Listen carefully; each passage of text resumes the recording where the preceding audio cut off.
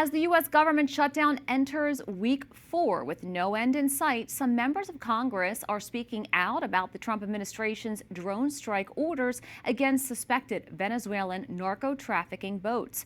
According to the Pentagon, they were filled with drugs and headed to the U.S. Some defend the president's right to order the strikes. Others say only Congress has the authority to approve such operations.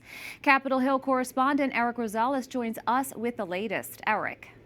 Well, good evening, Veronica. Yes, President Trump said that he believes Venezuela is, quote, feeling heat amid his administration's war against the alleged drug boats in the Caribbean.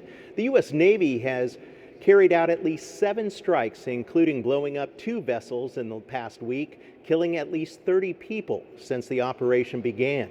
Now, Democrats charge that President Trump is exceeding his authority, and they are demanding congressional action. Congress should be having hearings.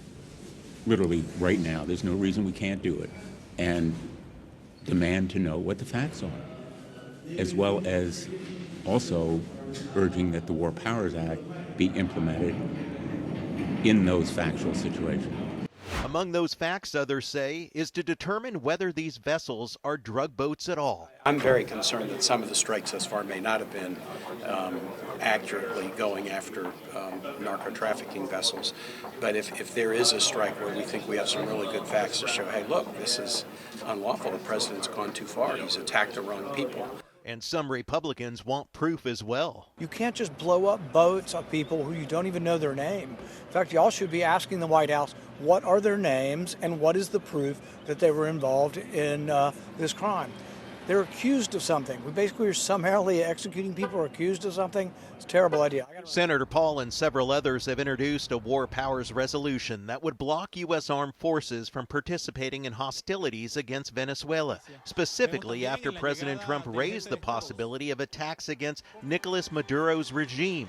But other Republicans are speaking out in support of the operations. The President of the United States is doing exactly what he should be doing. He's the commander-in-chief. When he sees an invasion coming against the United States, he takes action. He's a leader. He should take that action. I support him 100%. The Department of Defense has given us their legal reasoning behind hitting those drug boats. But as I've said before, number one, not only is it lawfully sound, but 2, it is morally right to protect our families here in the United States of America from what these traffickers are bringing into our country.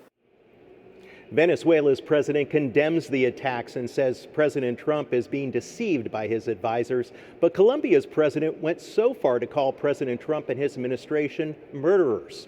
Colombia has also recalled its own ambassador to the United States and is bringing him back home.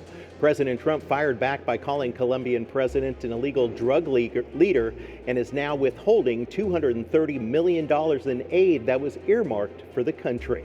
At the Capitol, Erik Rosales, EWTN News Nightly.